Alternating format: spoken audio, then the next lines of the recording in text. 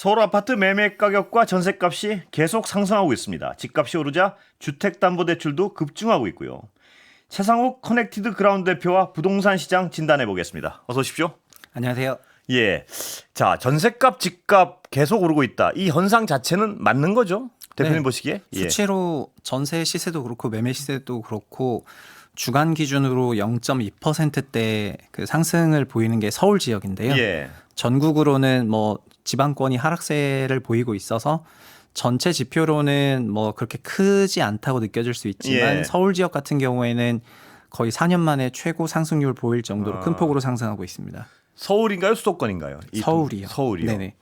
심각한 상황인가요? 이 서울만 보면? 네, 주간 0.2 정도 되면은 예. 이제 52주 기준으로 환산했을 때는 거의 두 자릿수 이상의 지수 상승이 있는 거고요. 예. 지수가 두 자릿수 상승한다는 거는 개별 단지들은 뭐 소위 30-40% 이상 올라간다는 거니까 그래요? 예. 엄청난 강세라고 볼 수 있을 것 같습니다. 그러면 다음 질문은 당연히 왜인데요. 왜 이런 건가요? 전셋값, 집값. 예. 네. 저는 이제 지금 매매가 상승이 나오는 지역에서는 일반적으로 전세가 상승이 같이 나오는데요. 예. 사실은 전세가 사용 가치이기 때문에 예. 전세가가 올라가면은 매매 가격이 올라가는 게 순리라고 생각을 하시면 될 것 같습니다. 근데 보통 전세 가격이 상승하는 거는 뭐 소득이 늘어나고 이러면서 자연적으로 상승하지만 때로는 뭐 전세 대출을 유동성을 크게 풀어준다거나 예. 아니면은 이런 과정을 통해서 전세 가격이 조금 조정을 받았었는데요. 요즘 전세는 또 역사상 그 어떤 전세가랑 다르게 비아파트를 기피하는 현상이 네. 2년 전부터 전세 사기 사건으로 굉장히 심화되면서 예. 아까 제가 서울시라고 말씀드렸는데 서울시가 비아파트 비중이 52%로 전국 최다거든요. 그래요. 예. 그 전체 200만 호 정도가 되는 거고 약 50%가 임대차 물량인데 거기서 전세 비중이 50대 50 정도로 전세 월세가 반반 정도였는데 예. 현재는 3대 7이거든요. 그러면 전세가 약 20만 호 정도 빠지게 되는 거고 예. 그게 아파트 전세로 밀려오는 그런 과정에서 뭐 다른 신생아론이나 이런 거 등등 결합하다 보니까 전세 시세가 큰 폭으로 상승을 했고 그래서 이례적으로 기존 주택이 주거 기능을 소실하면서 예. 아파트로 넘어오는 그 파도가 너무 세다 보니까 지난 2년 동안 전세가 크게 상승을 했고요. 그게 아파트 가격을 밀어올리고 있다. 다른 어떤 기타 요인은 없나요, 혹시? 이 집값이 오르고 있는? 그 전세 가격이 예. 그 상승을 하는 과정에서 그 저희가 2년 전이랑 비교를 해보면은 시장 금리는 과거 5%대에서 예. 현재 3%대로 크게 내렸기 때문에 예. 금리 같은 그런 거시지표 역시 주택 가격 상승에 영향을 미치고 있고요. 그리고 일각에서는 작년에 주택 공급이 너무 적었기 때문에 예. 앞으로 공급 부족이 온다라는 그런 인식도 있거든요. 예. 그래서 공급 쪽은 나중에 또 질문해 주시면 예. 좋겠지만 어쨌든 이런 여러 가지 생각들이 있는데 근본적으로 그리고 한 가지가 더 예. 있다면은요. 이런 추세는 한 1년 반 넘게 이어지고 있는데 예. 주택 시세가 유난히 튀기 시작을 했던 거는 5월 중순부터였고요. 그래서 저는 그 5월 달에 어떤 트리거가 있었는데 네. 그거는 이제 야당에서조차 예. 부동산 시장에 대해서는 완화 정책으로 돌아섰다는 그런 시그널을 시장에 줬거든요. 종부세 말씀이신가요? 네, 최고위원이랑 그 예. 이제 원내대표가 종부세에 대해서 발언을 하면서 예. 4.10 총선을 하고 여소야대가 되면서 그냥 전반적으로는 야당에서는 부동산에 대해서 좀 안정화 정책을 내줄 거라는 시장의 일각의 좀 그 생각이 있었는데 예. 5월 8일 발언 이후에 그게 완전히 벗겨졌기 때문에 지금은 이제 소위 브레이크가 없는 그런 예. 상황이 됐습니다. 예.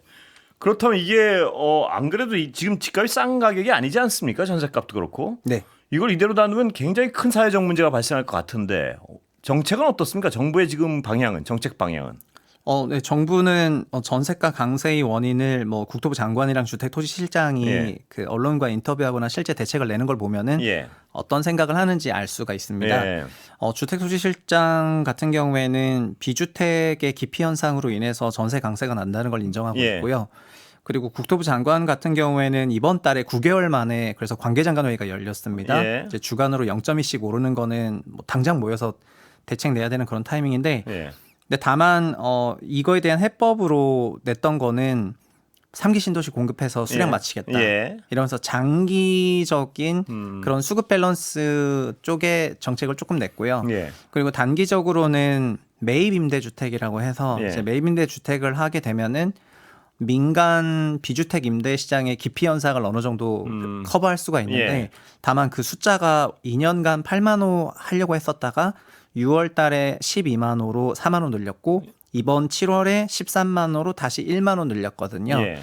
근데 서두에 말씀드린 것처럼 서울의 비아파트에서 아파트로 넘어가는 그런 전세 물량은 20만 호가 넘어 보여요. 예. 그래서 그 숫자가 조금 부족하다 보니까 아직 충분한 그런 효과가 안 나오는 것 같고요. 예. 그런 대책을 낸다는 것 자체가 그렇게 인식은 하고 있다는 거거든요. 예. 네, 그렇게 볼 수 있습니다. 예.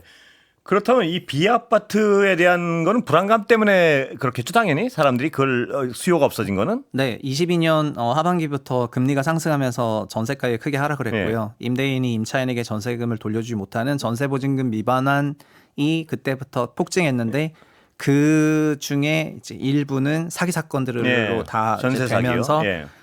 그 피해 금액이 1년에 뭐 4조 원씩 네. 넘고 하니까 자연스럽게 그런 비주택 중에서도 뭐 연립이나 다세대 거주를 해보신 분들은 다 아시겠지만 아파트 전세를 가기 좀 자금이 아직 충분히 예. 안 모였던 그런 사회 초년생들이 많이 사시는데 그렇습니다. 예.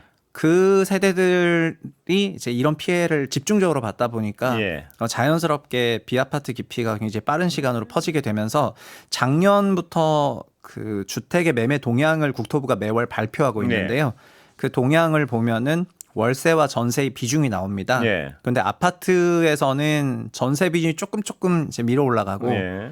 비아파트에서는 전세 비중이 아까 말씀드렸던 것처럼 거의 50%대에서 거의 20%대까지 막 급격히 내려가는 게 작년부터 나왔습니다. 그래서 그런 현상들이 이제 나오기 시작하니까 시장에서는 비아파트 기피 현상으로 인해서 전세 강세라든가 임대차 수급에 불균형이 있다. 예. 불균형이 생기기 때문에 그런 대책을 내야 된다고 이제 주장을 했었는데 조금 미진한 것 같습니다. 예, 미진하다고 하시면 그럼 이걸 잡기 위해서는 어떤 정책이 이루어져야 되나요, 지금?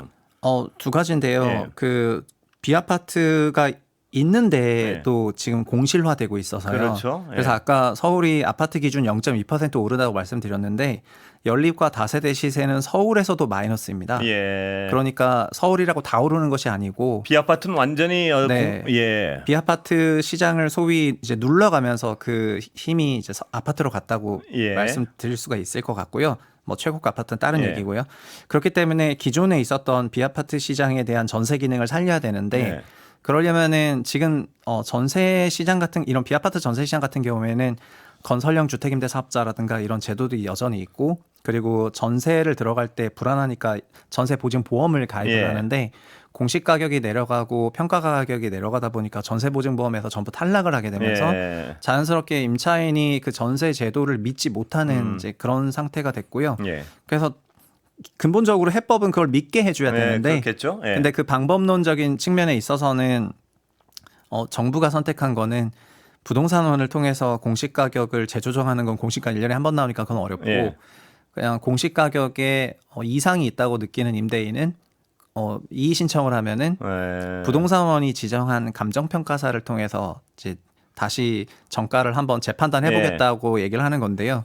감정평가사 입장에서도 공시가격 올해 의도적으로 낮추고 의도적까지는 아니겠지만 예. 공시가 시세를 낮춰서 전세보증보험 가입을 못하게 만든 거를 예. 돌고 돌아서 다시 나한테 감정평가하라고 하면은 예. 나중에 그게 또 문제가 됐을 때 예. 그런 부담이 생기니까 결국 국토부는 이 해법을 본인들이 하지 않고 감정평가사 집단에 넘겼거든요. 떠넘긴 거군요. 예. 네, 그래서 그러면서 그런 걸 시장에서 보고 있기 때문에 예. 이제 적극적으로 이 문제를 풀려는 인식이 없다 이런 생각이고요. 두 번째는 작년 2분기, 3분기에도 50년 만기 대출이다, 특례 보금자리론이다 그래서 주택가격 상승세가 좀 크게 나왔었을 예. 때 금융관계부처 회의가 곧바로 열려서 예. 특례 보금자리에서 특례는 뺐었거든요. 예. 그래서 보금자리는 서민 주거니까 그대로 진행하는데 잠깐 특례는 빼자. 예. 이러면서 작년 4분기에 이걸 뺐었는데요. 현재는 특례 신생아론이 예. 공급이 되고 있고 예. 월에 4조 원씩 쓰이고 있거든요. 그래서 전세가 매매가가 이렇게 올라가는 국면에서는 특례를 일시 뺐다가 다시 재도입을 한다거나 하는 그런 대책도 나올 법한데 예. 이제 그런 형태의 대책들은 아예 거론하지 않고 오히려 특례 신생아론 같은 경우에는 대상을 더 늘려서 예. 3년 연장을 하겠다는 그런 발표를 하고 있으니까 예. 시장에서는 자연스럽게 아, 돈이 풀리는구나. 네, 특례론 같은 프로그램은 계속 풀리고 네. 빌라 시장에 대한 그런 회복은 없을 거로 생각을 하고 그리고 그 숫자가 1, 2만 호가 아니라 이제 약 수십만 호로 예상이 되다 예. 보니까 그리고 규제책도 없고요. 예. 뭐 이런 생각을 하면서 시장에서 한마디로 요약하면은 지금 부동산 시장에 악재가 없다고 얘기를 하죠. 예. 자, 그럼 대표님 말씀 들으면 일단 제가 이야기는 비아파트를 기피하는 현상을 막으려면 신뢰를 줘야 되는데 네. 그게 현재 정부 대책으로는 신뢰를 주지 못하는 거 분명한 거는 네. 신뢰를 줄 수 있는 방법은 뭐가 있을까요? 분명히 하려면. 그 기본적으로 말씀드렸던 것처럼 임차인 기준으로는 예. 전세 보증 반환 보험이라고 하는 예. 그런 보험 보증 제도가 돌아가야 되거든요. 보증제도를 받을 수 있게. 네, 그 보증서가 일단 발급이 돼야 됩니다. 발급이 돼야 되고 다만 그거를 이제 너무 높은 과잉 가격에 발급을 했다가 예. 주택도시보증공사가 손실이 나다 보니까 이제 그 발급 금액을 과도하게 낮추는 과정에서 예. 이제 인위적으로 낮춰지면서 역전세가 났고 예. 이게 문제가 갑자기 커지게 됐거든요. 그래서 소위 롤백을 해서라도 전세보증보험에 대해서 그 전향적으로 나서야 된다고 생각을 하고요. 예. 이게 공공기관 부채로 간다는 지적이 있기 때문에 이런 방식으로 안 간다면은 국토부 장관이 본인 논문에서 쓰셨던 예. 것처럼 매입 임대주택을 정말 큰 폭으로 늘려야지 예. 되거나 아니면 건설임대주택이 단기간에 주택 건설이 되기 때문에 예. 건설임대주택을 정말 양적으로 확대하는 그런 형태의 정책을 써야 된다고 생각합니다. 지금 서울에 아파트가 부족한 것이 아니라 비아파트에서 아파트로 쿠션 쳐서 가는 예. 마켓이니까 비아파트 쪽에서부터 먼저 문제를 푸는 것이 맞고 건설임대주택 규모를 큰 폭으로 늘리는 대규모로 대책이 늘려야 필요할 된다 이 것 말씀이시죠? 같습니다. 매입 임대주택하고. 네, 매입이나 건설 둘 다 예. 그냥 풀로 가동을 시켜야지 될 것 같고요. 아, 그리고 예. 단기적으로는 금융 프로그램도 예. 그 약간 유동성을 억제하는 형태로 가는 것이 좋을 것 같습니다. 그렇죠. 제일 이해가 안 가는 건 이 매입 임대주택이나 건설 임대주택도 시간이 걸리는 거 아닌가요? 근데 어차피. 네. 그런데 비아파트 같은 경우에 6개월 정도 걸려요. 아, 6개월이요. 그래서 작년 하반기부터 이런 주장이 있었어요. 예. 그때 빨리 실행을 했어야 되는데요, 그러면. 예. 월세화 거래 비중이 너무 높아졌기 때문에 예. 바꾸라는 주장이 있었지만 이제 그런 형태의 정책이 안 나왔습니다. 그러면 이거는 앞으로 지금 실행해도 6개월 걸리는 거고. 예. 이 돈 푸는 거는 당장 그만둬야 되는 거 아닌가요? 이 상황이면? 네, 그런데 그게 예. 지난 정부 때도 늘 그랬지만 현재 DSR이 충분히 작동을 하고 있는데 예. 전세 대출에 대한 DSR은 미적용이 되고 있는 그런 상황이고요. 예. 전세 대출은 임차인 대출이다 보니까 지난 정부에서도 이 정책의 정치적인 부담이 커서 예. 시행을 못했고 아마도 지금 정부도 그런 생각인 것 같습니다. 예. 다만 일반적인 전세 대출이 아니라 특례 신생아론에 예. 들어있는 전세 대출 같은 경우에는 특히 그게 이제는 고소득에게도 열리기 때문에 그런 특례 부분만 잠깐 빼도 일반적인 원래의 그 디딤돌 버팀목 대출 중에서 이런 것들이 있기 때문에 예. 어느 정도 양해는 될 거라고 생각을 하거든요. 예. 그리고 이 전세 대출을 통해서 전세 시장에 계속 유동성을 공급을 하고 있으니까 예. 그러면서 이제 역으로 시장이 커지니까 사고액도 커지는 거라 가지고 네. 전세 제도에 대한 좀 개편이 필요하고 대출에 대해서 조금 소운을 보는 게 필요한 것 같습니다. 예. 지금 어떤 전문가들은 이 정부가 집을 사라고 부추겨 가지고 네. PF의 부실을 개인의 부채로 막는다. 이런 비판하는 분도 있는데 동의하십니까, 혹시? 시장이 그래서 예. 금융기관 그 규제기관에 대해서 그 머리 꼭대기에 있다고 저는 생각을 하거든요. 예. 현 정부의 정책은 부동산의 고관여하기보다는 PF 문제가 있을 때만 네. 적극적으로 나왔었고 예. PF 문제는 작년 하반기에 안 풀렸고 약간 총선 이후에 풀리면서 올해 연내에 PF가 정리될 것으로 기대를 하고 있습니다. 예. 그 얘기는 올해 연내에는 PF 시장이 조정되는 그 끝까지는 규제책이 안 나온다고 생각을 하게 예. 되는 거거든요. 예. 이거가 아까 말씀드린 것처럼 이제 그러다 보니까 정말 브레이크와 억제기가 없어졌다고 네. 생각을 하는 거고요. 또 PF 시장에 있는 그 저축은행이라든가 소위 비은행권 금융기관 같은 경우에는 이번 달부터 등급평가 1단계부터 4단계까지 다 하고 4단계는 경매하고 3단계는 예. 감독원 보고하고 처리를 해야 되는데 거기서도 이제 자기들이 봤을 때도 부동산에 규제가 없을 것 같으니까 갖고 있으면은 된다고 생각해가지고 저축은행들끼리 짜고 이제 가짜 매각을 했거든요. 아, 예. 저축은행들이 출범한 그 펀드에 1차 그 펀드에는 300억도 안 모였었는데 예. 2차 펀드에는 5,500억이 모여가지고 예. 어떻게 했냐면 10개 이상의 저축은행이 11개가 출범하면 지분율이 10%가 안 되니까 그 펀드에 대한 본인의 지배력은 없어지지만 네. 서로 다 같이 나중에 합의하자 이러면 네. 짬짬이가 되지 예. 않습니까? 그런 생각이 드니까 2차 때 5,500억이 모이고 3차 때 이렇게 모이면서 가짜 매각을 했단 말입니다. 예. 그래서 감독원에서 그 가짜 매각을 보고 다시 시정 조치하는 예. 일이 있었어요. 그러니까 이게 얼마나 감독 기관을 시장이 그 머리 꼭대기에서 네. 내려보고 있는 거냐는 거고 부동산 시장에서도 이런 거를 지켜보면서 PF 문제가 정리되지 않는 한은 규제가 나올 일이 없다 이런 생각하는 거죠. 그럼 PF 문제 해결되나요? 이거 어떻게 이런 식으로 폭탄처럼 굴러가나요? 아니요, 이것도 해결이 안 돼요. 그러니까 예. PF를 결국에는 규제기관이 예.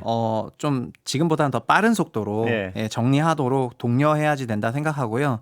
그리고 PF 문제로 주택시장에 규제가 없을 거라는 그런 시장 세간의 인식을 좀 불식시키는 그래서 지금은 어떤 특단의 대책보다는 부동산 시장에 관심이 있고 과잉 상승에 대해서 불편함을 느끼고 때문에 안정화 의지가 있다 이런 걸 보일 때인 것 같습니다. 예, 오늘 말씀 여기까지 듣겠습니다. 감사합니다. 네, 감사합니다. 최상욱 커넥티드 그라운드 대표였습니다.